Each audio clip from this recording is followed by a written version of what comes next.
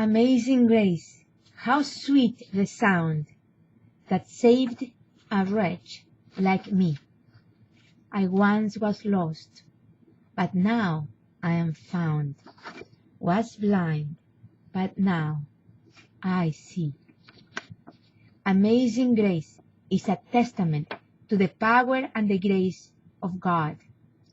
It removed the blindness to the injustice of slavery, the blindness to the injustice of segregation, and this same grace of God is acting now to remove the blindness of inaction, as we have begun to speak out against the effects of bias against minorities, which leads even to police brutality.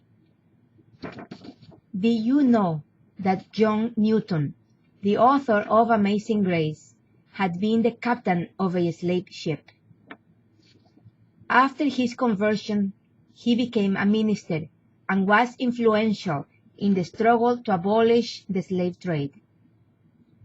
He used his own experience of being a slave ship's captain to bring to light the horrors of slavery with words such as, "They lie in rows of two, one above the other, on each side of the ship, close to each other, like books upon a shelf. I have known them so close that the shelf could not easily contain one more.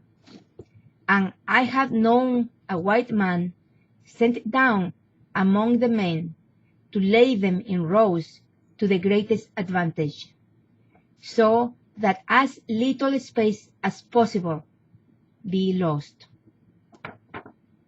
And every morning, perhaps more instances than one are found of the living and the dead fastened together."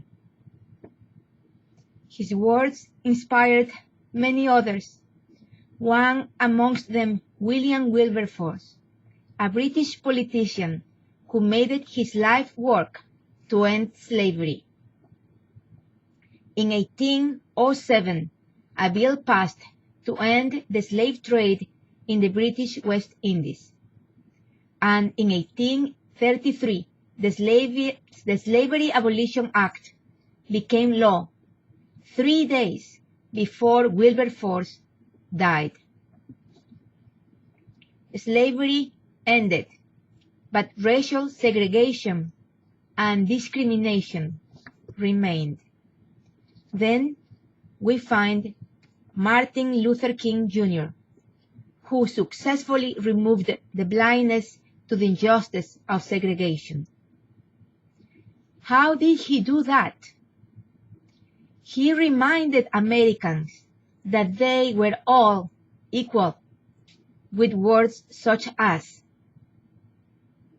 "In a sense, we've come to our nation's capital to cash a check.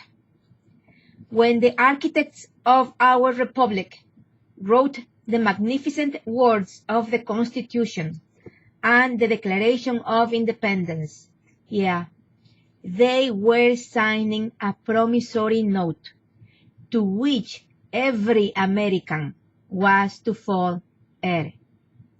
This note was a promise that all men, yes, black men as well as white men, my lord, would be guaranteed the unalienable rights of life, liberty, and the pursuit of happiness.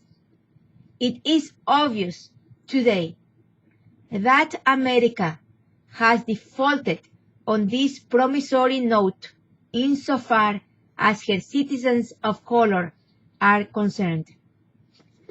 My lord, instead of honoring this sacred obligation, America has given the Negro people a bad check, a check which has come back marked insufficient funds. Those words were part of his famous "I Have a Dream" speech, which raised a movement that forced the government to bring out the Civil Rights Act of 1964, Voting Rights Act of 1965, Immigration and Nationality Services Act of 1965, and the Fair Housing Act of 1968. We have had the end of slavery, the end of segregation, but the bias which brings out discrimination remains.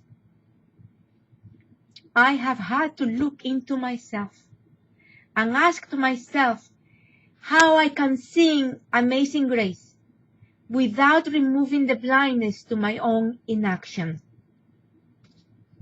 Yes, I cried when I learned that George Floyd's life was extinguished by a white police officer who kneeled on his neck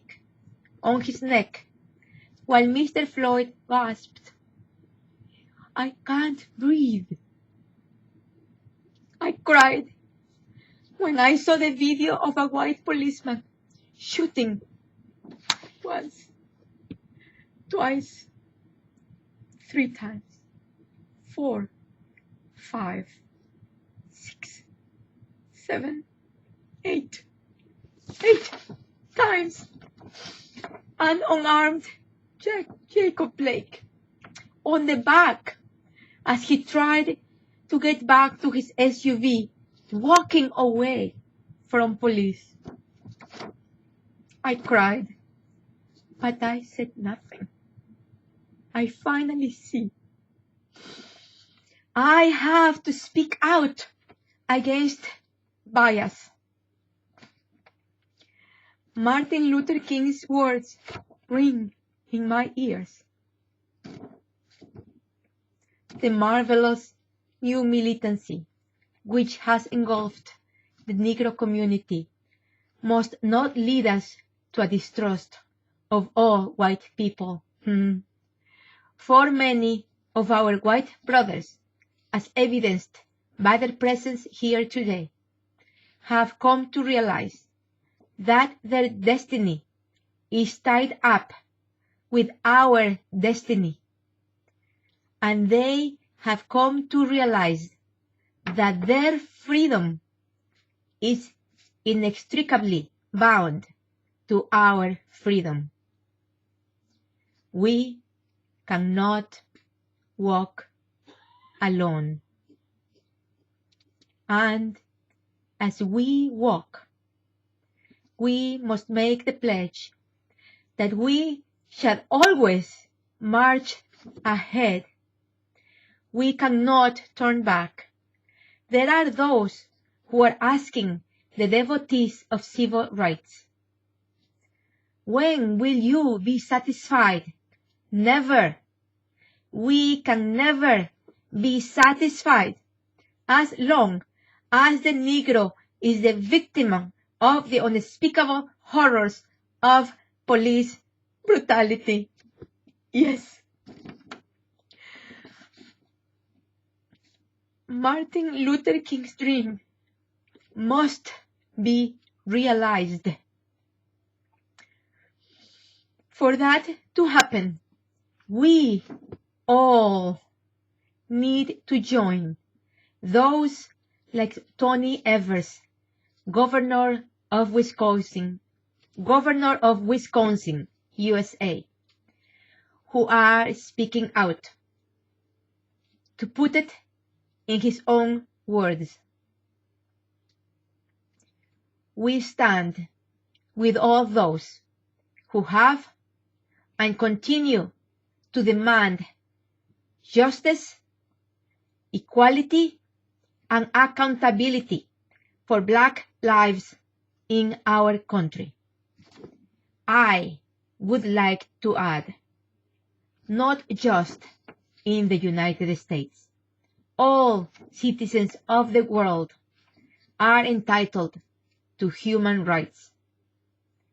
They include the right to live free from torture, the right to live free from slavery, the right to own property, and the right to equality and dignity, and to live free from all forms of discrimination.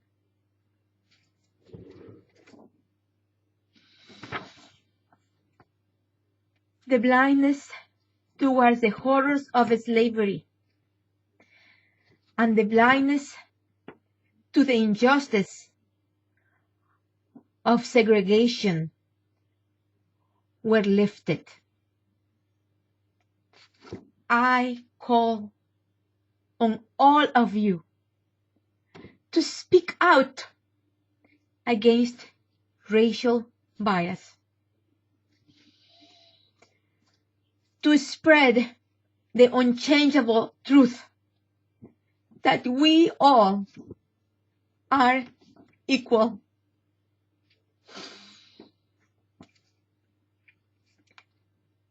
We all deserve love. We all deserve respect. We all deserved an unbiased treatment.